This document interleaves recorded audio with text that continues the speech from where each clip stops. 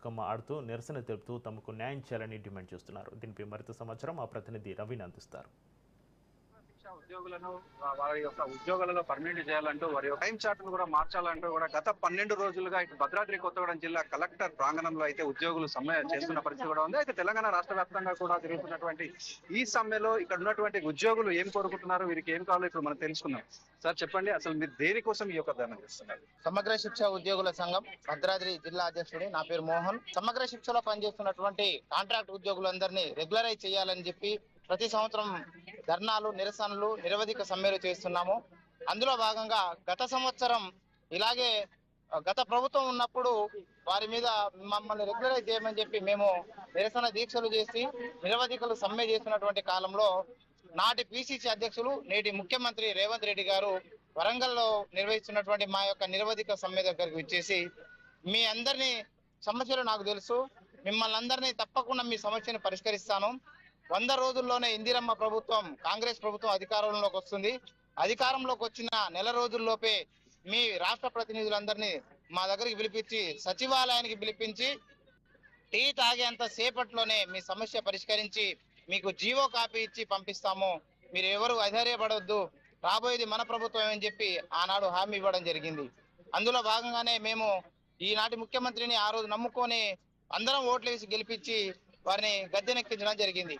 వారు ఇచ్చినటువంటి ఏదైతే హామీ ఉందో ఆ హామీని నిలబెట్టుకోవాలని చెప్పి పలు దఫాలుగా వారిని కలవడం, అలాగే మంత్రివర్గాన్ని కలవడం, ఉప ముఖ్యమంత్రి వర్గులను కలవడం, సీతక్క గారిని కలవడం చాలా దఫాలు చేసినప్పటికీ మా విషయాన్ని పెడచెవిన పెట్టడం జరిగింది. ఎక్కడైతే కేజీబీవీలు ఉన్నాయో కేజీబీవీల్లో విద్యా బోధన సాగట్లేదు. అక్కడ పేద పిల్లలు ఉన్నారు, పూర్తిగా గిరిజన ప్రాంత పిల్లలు ఎక్కువ మంది ఉన్నారు. రేపు మార్చి 5వ తారీఖు నుంచి ఎగ్జామ్స్ ఉన్నాయని చెప్పి నోటిఫికేషన్ ఇచ్చారు మీరు. మరి ఆ పిల్లల భవిష్యత్తు ఏంటని చెప్పి ఏ ఒక్కరు కూడా ఆలోచించట్లేదు. అలాగే తర్వాత మళ్ళీ వెంటనే 10వ తరగతి పరీక్షలు ఉన్నాయి.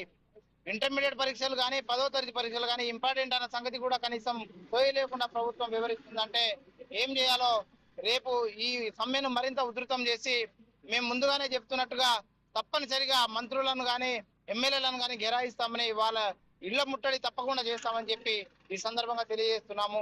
మమ్మల్ని రెగ్యులరైజ్ చేసేంత వరకు కూడా మేము ఈ సమ్మె వీడేది లేదు. అవసరమైతే ఆమరణ నిరాహార దీక్ష కూడా చేయడానికి భద్రాద్రి కొత్తగూడెం జిల్లా నుంచే పిలుపునిస్తున్నాము. మాట్లాడడానికి కొంతమంది మహిళలు కూడా ఉన్నారు. మేడం చెప్పండి, మీ యొక్క ఉద్యోగుల్లో మీరు ఎదుర్కొంటున్నటువంటి సమస్యలు? మీరు ఇచ్చిన హామీని మేము నమ్మాము. మీ మాట పైన గౌరవంతో మా సమగ్ర శిక్ష ఉద్యోగులంతా కూడా మిమ్మల్ని అధికారంలోకి తీసుకురావడానికి మేమంతా కూడా పోరాటం చేశాం సార్. మీ సమస్య మాకు తెలుసు, మీ సమస్య నేను అధికారంలోకి రాగానే పరిష్కరిస్తానని చెప్పి హామీ ఇచ్చారు. మీరిచ్చిన హామీనే కదా మేము అడుగుతున్నాము. దయచేసి మా సమస్యలను అర్థం చేసుకోండి. ఇప్పుడు 10 రోజులు అయిపోతుంది, అయినా కూడా మీరు మా వైపు కనీసం స్పందించడం లేదు. దయచేసి సార్ ఒక్కసారి మా వైపు చూసి మా సమస్యను పరిష్కరించండి. మీరు మహిళలకు కస్తూర్బా గాంధీ బాలికల విద్యాలయంలో చదువుతున్న అమ్మాయిలందరూ కూడా పేద పిల్లలు. అటువంటి పిల్లలకు మేము ఎంతో రక్షణగా ఉండి ఒక గవర్నమెంట్ ఎంప్లాయీస్, గురుకులం ప్రిన్సిపల్స్ ఏ విధంగానైతే వర్క్ చేస్తున్నారో అంతకంటే ఎక్కువగా చేస్తున్నాం. ఒక్కసారి మా సమస్యను పరిష్కరించండి. వాళ్ళు తీసుకునే జీతంలో కనీసం మాకు ఒక 10-15% కూడా రావట్లేదు. మీకు అవన్నీ తెలుసు సార్. ఒక్కసారి మా కడుపు కోతను అర్థం చేసుకోండి, మా సమస్యని పరిష్కరించండి. మీకు కృతజ్ఞతలు తెలియజేస్తున్నాం. మేమంతా కూడా మీకు రుణపడి ఉంటాం. ఒక్కసారి మా సమస్యను పరిష్కరిస్తే జీవితాంతం మా కుటుంబాలు కూడా మీకు రుణపడి ఉంటాయి. చెప్పండి. నా పేరు పార్వతి. నేను కేజీబీవీ స్కూల్లో సిఆర్టీగా పనిచేస్తున్నాను. గత 15 సంవత్సరాలుగా పనిచేస్తున్నాను. ఈ చాలని జీతంతో ఉంటున్నాం sir.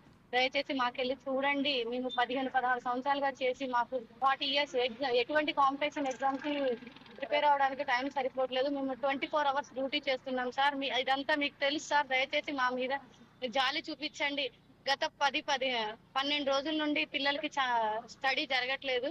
Pen down, chalk down అయిపోయింది. రేపు సిలబస్ లో చాలా బ్యాక్ అయిపోతాం. దయచేసి మా వైపు కరుణించండి సార్ ప్లీజ్. మీకు గత 12 సంవత్సరాలుగా కూడా ఉద్యోగం చేస్తూ కూడా ఎటువంటి శాలరీ ఇంక్రిమెంట్ కూడా లేదంటూ వీరు బాధపడుతున్న పరిస్థితి కూడా ఉంది. ఇప్పటికైనా వీరి సమస్యలు తీర్చాలని, అదే విధంగా పరీక్షలు దగ్గర పడుతుండటంతో విద్యార్థుల భవిష్యత్తును కూడా దృష్టిలో పెట్టుకోవాలంటూ వీరందరూ తెలుపుతున్న పరిస్థితి కూడా ఉంది. కెమెరామెన్ ఆనంద్తో నవీన్, రాజ్ న్యూస్, భద్రాద్రి.